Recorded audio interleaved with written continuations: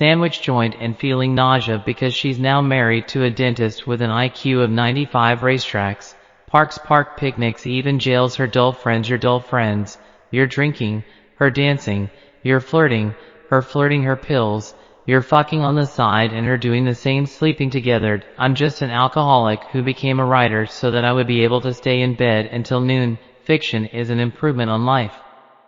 There isn't a better way to drink than at a small table over a white tablecloth with a good-looking woman. People were usually much better in their letters than in reality.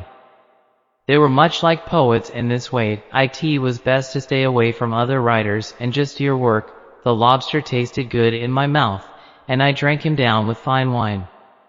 Good fellow. I always liked you in your pink-red shell, dangerous and slowed. I heard a long insane wail like a wolverine shot in the Arctic snow and left to bleed and die alone. Human relationships were strange. I mean, you were with one person a while, eating and sleeping and living with them, loving them, talking to them, going places together, and then it stopped. Then there was a short period when you weren't with anybody, then another woman arrived, and you ate with her and fucked her, and it all seemed so normal, as if you had been waiting just for her and she had been waiting for you.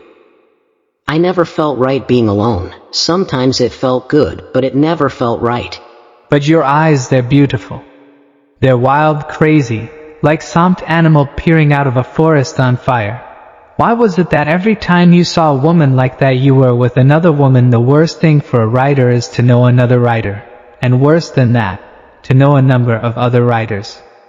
Like flies on the same turd. Still, I kept thinking about Lydia.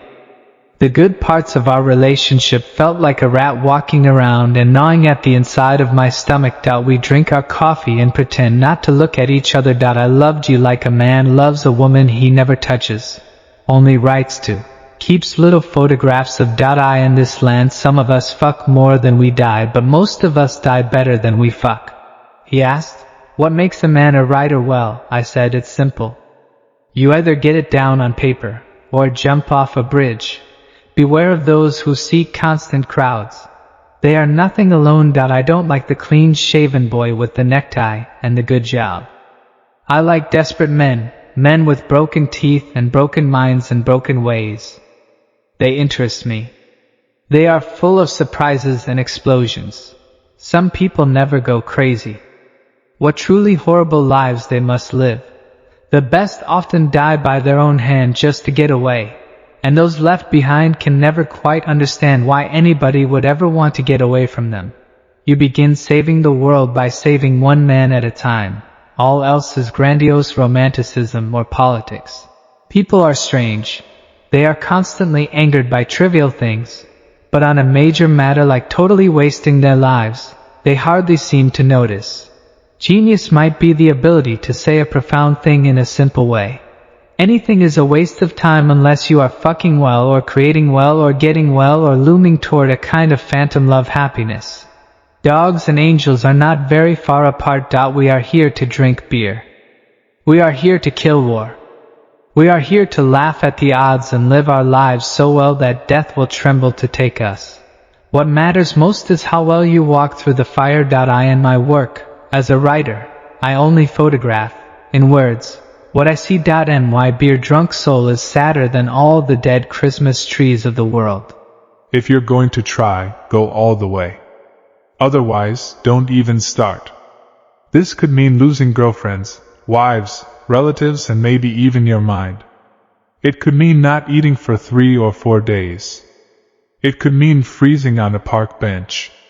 It could mean jail. It could mean derision. It could mean mockery. Isolation. Isolation is the gift. All the others are a test of your endurance, of how much you really want to do it. And you'll do it, despite rejection and the worst odds. And it will be better than anything else you can imagine. If you're going to try, go all the way. There is no other feeling like that. You will be alone with the gods, and the nights will flame with fire. You will ride life straight to perfect laughter. It's the only good fight there is. I want so much that is not here and do not know where to go. The free soul is rare, But you know it when you see it. Basically because you feel good, very good, when you are near or with them. Poetry is what happens when nothing else can. If you get married they think you're finished, and if you are without a woman they think you're incomplete. How the hell could a person enjoy being awakened at 6:30 a.m. by an alarm clock, leap out of bed, dress, force feed, shit, piss, brush teeth and hair, and fight traffic to get to a place where essentially you made lots of money for somebody else, and were asked to be grateful for the opportunity to do so?